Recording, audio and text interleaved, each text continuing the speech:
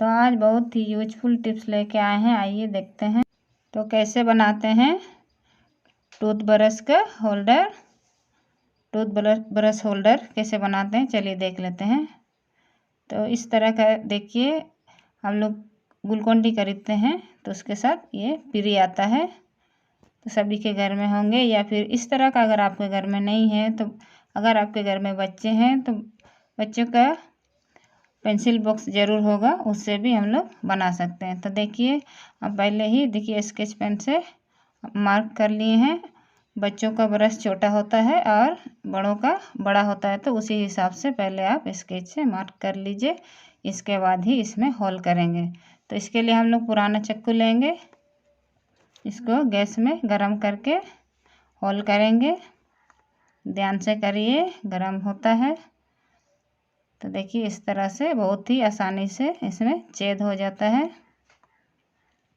देखिए आराम से काटेंगे, गोल आकार का या चारकोना आप काट सकते हैं। उतना ही हिसाब से काटिए जितना ब्रश घुसाने या निकालने में आसानी हो।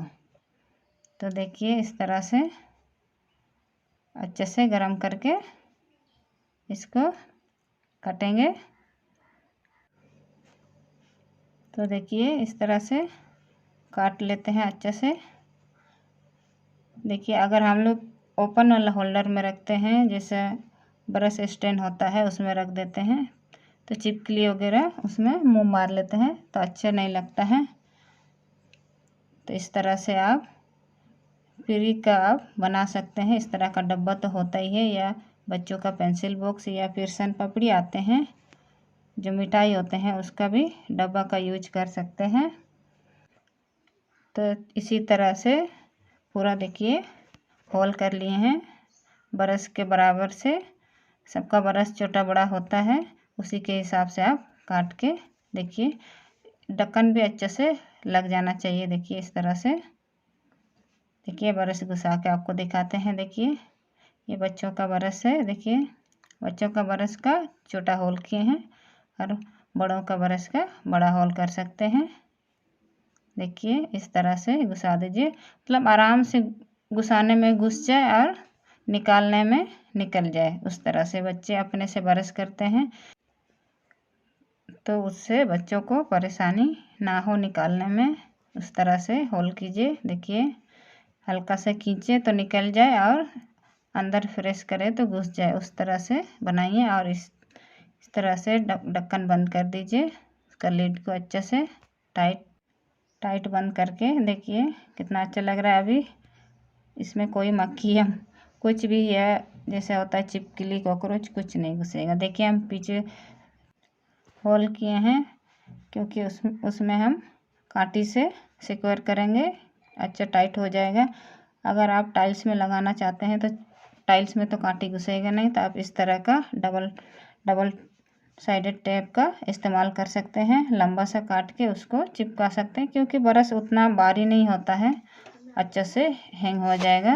देखिए इस तरह से देखिए टाइल्स में हम चिपका के दिखा रहे हैं। देखिए अच्छे से हैंग हो गया है, गिरता नहीं है।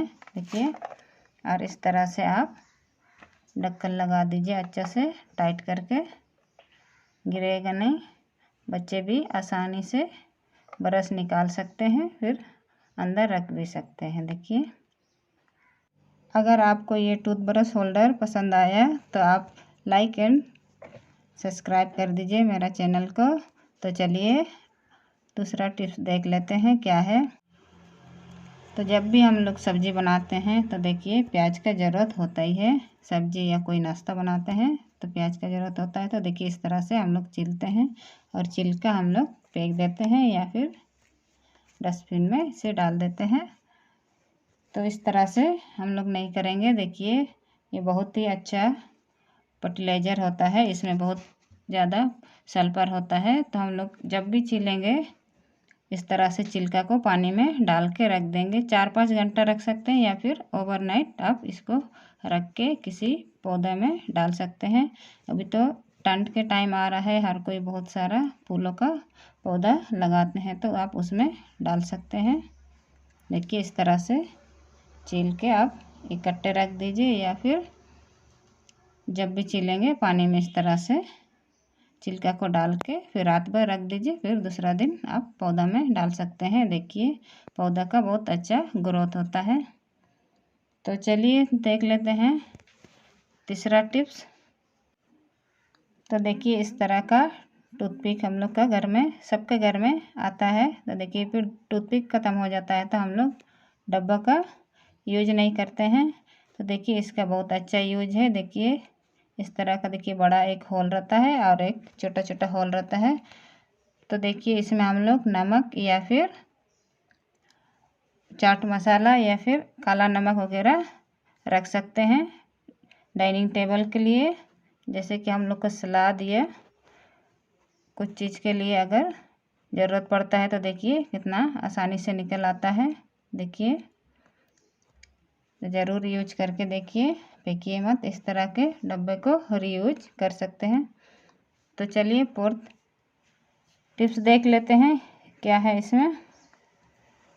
तो देखिए अभी दिवाली ख़त्म हो गई है तो सबके घर में इस तरह का लाइट्स होंगे।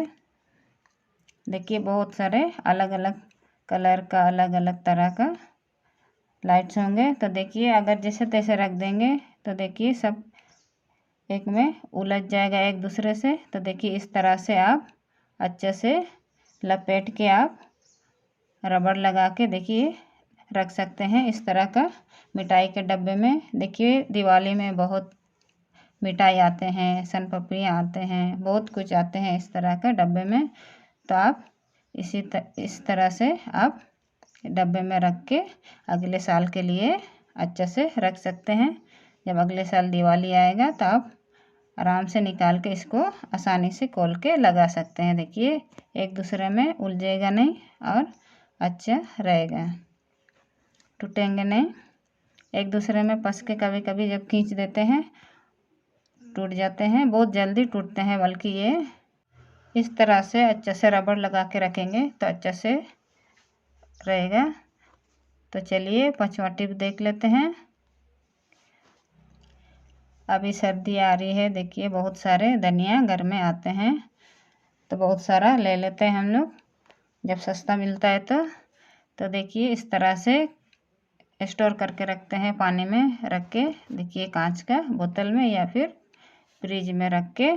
तो देखिए कुछ आधा हम इस तरह से रखते हैं, जो यूज करते हैं तुरंत इस तरह से रखते हैं, और आधा फ्रिज में रख देते हैं।